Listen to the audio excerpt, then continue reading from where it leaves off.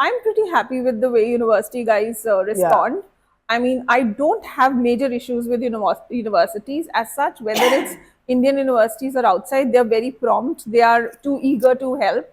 It's only in rare cases that it happens that there is some miscommunication, but I won't have any anecdotes there. I have another bone to pick. I want to ask you all as counselors, how many of you actually focus that the university representation is only outreach or it's admission and outreach? Because there is a big difference, right? When you're dealing with outreach professionals, university representatives, the ones who are only outreach people, their job is to, tell us just about the university and sell, right? But there are only very selected few representatives who are also part of the admissions team, who are actually reading our application, right? And those people are the ones I want to talk to, because there I would like to ask them the questions like you were mentioning, right? What is the difference? What is the data set? What are you looking at, right? Because sorry, but I believe that somewhere what I have learned in very recent, I would say a couple of years, is that if it is about maintaining relationships, then I will take that first step. Maybe, I mean, I know an XYZ from a particular university that mostly my students would apply to. I'm attending their events if it is suiting my calendar, right? At least I'm corresponding to an email that's coming their way. I am also a part of, a social media like LinkedIn, and I am also seeing the content that is put out there and everything.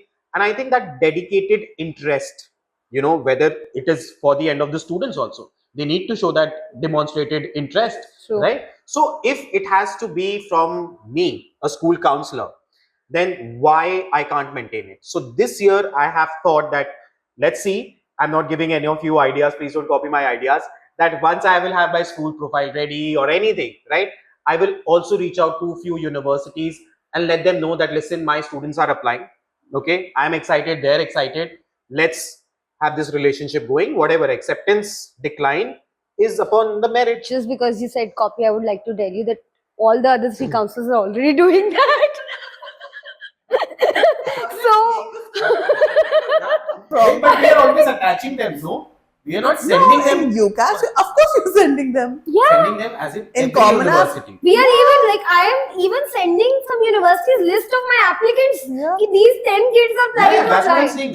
See, the school profile gets submitted, right? Now, let's say there are 10 universities in that entire country that no student of your school is applying to. Will they see your profile? No, not that's what I meant. That's what I meant. That if I have a profile ready, then why can't I just have an introductory email or whatever? You seem to have enough time to reach out to colleges your kids are not applying. I have time for all my students, whatever time they want to I take. recently just did this.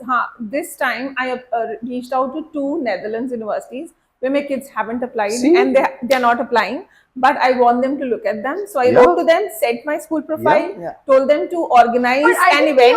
And they did an online event for my students. So one was University College Roosevelt, and the second one, I'm forgetting the name. I think we did that. We collaborated on a session, and the idea was like the universities were where the kids weren't applying. But with that kind of outreach, but it should be mutual, right? You should have. But they were, they were really nice. List and everything, and you will get resources. They were very that's quick not on. enough, Kaustubh. I think it needs to be much more than just being on the mailing list, especially now when you have in-country reps. But I see a lot of country reps being so good with their information, timely responses, and I always encourage my students to write to them. And they are very interactive. Absolutely. They are on point. And with this communication, I think they've also started so many open forums for conversation, for university counselors also and students also, right? I think a big cheers to in-country representatives or, student representatives. I think that because I'll be going and visiting the UK universities next week onward. And I think each of you, I asked that, okay, let me know of the representative and whom I can contact and everything.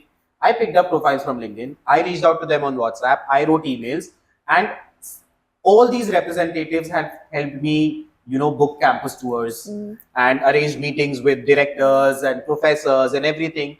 So a huge shout out to them also. I've just written to 2 of the Hong Kong universities that I'm coming. Let's arrange something. I'm yet to You receive should any stay in touch. answer. I think one. Yeah, I'm very closely yeah. connected with Hong Kong. So One is Sam and the other one is Carl. yeah. I wrote to both of them, so I'm yet to They're very receive. receptive. And try going to Poly. And they're very quick, yeah. When they came to They India are. also, they were Because very I like, want to visit those universities since I'm there. So Yeah. We all will do a tour next year and we'll be visiting all the universities. You know, but I saw so many of them traveling this year during Which is vacations. And all the counselors, wherever they're going, even for personal vacations, I loved it. I personally loved it. They're all visiting different universities. Yeah. You know, so I Absolutely. felt so good, proud as a counselor that, okay, this community is also, you know, becoming more and more aware.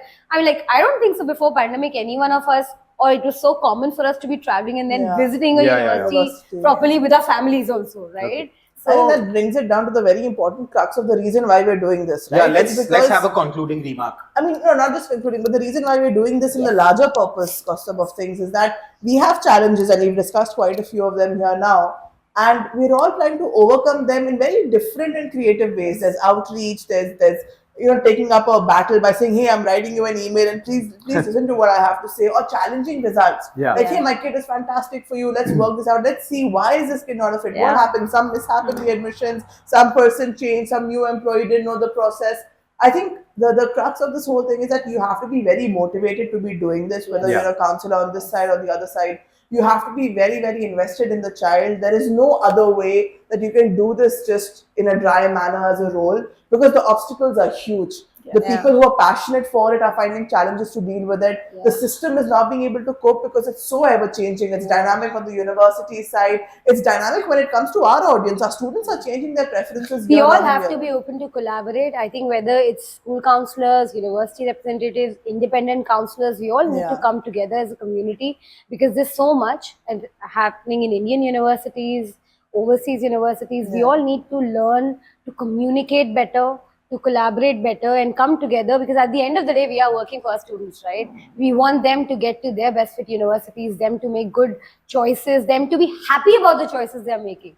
So I think, coming together and doing something interesting as this is also a good step. Yeah, and we're actually open to invite. So those of you who are actually interested should type it out here, and we could maybe take up that comment and take forward a conversation, because we're always welcome to hosting university reps and counselors. Or maybe some suggestions for some topics you would want us to, talk about in our next podcast. So that will be great. Great. Until then, cheers.